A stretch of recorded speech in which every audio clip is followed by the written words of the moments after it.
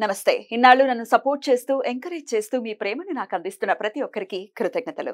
అలాగే ఈ వీడియో కూడా ఖచ్చితంగా మీకు ఉపయోగపడుతుంది. లైక్, షేర్ అండ్ సబ్స్క్రైబ్ చేసి మీ సపోర్ట్‌ని నాకు అందించండి. అలాగే ఈ వీడియో పట్ల మీకున్న అభిప్రాయాన్ని కామెంట్ సెక్షన్‌లో కామెంట్ చేసి తెలియజేయండి. ఇప్పుడు వీడియోని చూద్దాం. నమస్కారం. శుభోదయం కార్యక్రమానికి స్వాగతం. ఈరోజు 27వ తారీఖు జూలై నెల 2024వ సంవత్సరం శనివారం. శ్రీ క్రోధినామ సంవత్సరం దక్షిణాయనం గ్రీష్మ ఋతువు. ఈరోజు ఆషాఢ మాస బహుళపక్ష సప్తమి తిథి రాత్రి 9:19 వరకు, తదుపరి అష్టమి తిథి.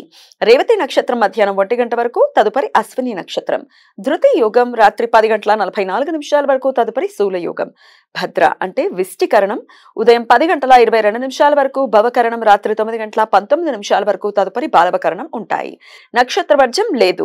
అమృతకాలం ఉదయం 10:45 నుండి మధ్యాహ్నం 12:15 వరకు, మరలా రాత్రి 4:57 నుండి రేపు ఉదయం 6:28 వరకు. హైదరాబాద్ ప్రాంతం వారికి సూర్యోదయం ఉదయం 5:54 సూర్యాస్తమయం సాయంత్రం 6:51 చంద్రోదయం రాత్రి 11:26 చంద్రాస్తమయం మధ్యాహ్నం 11:32 అభిజిత్ ముహూర్తం పగలు 11:57 నుండి మధ్యాహ్నం 12:49 వరకు.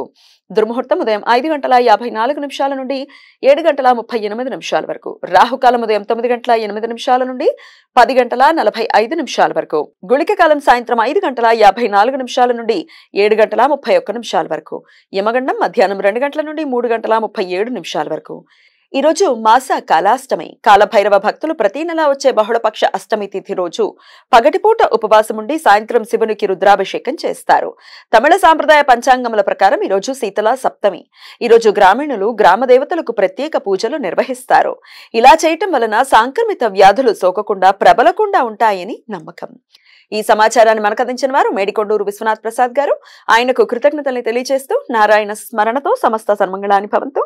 నమస్కారం.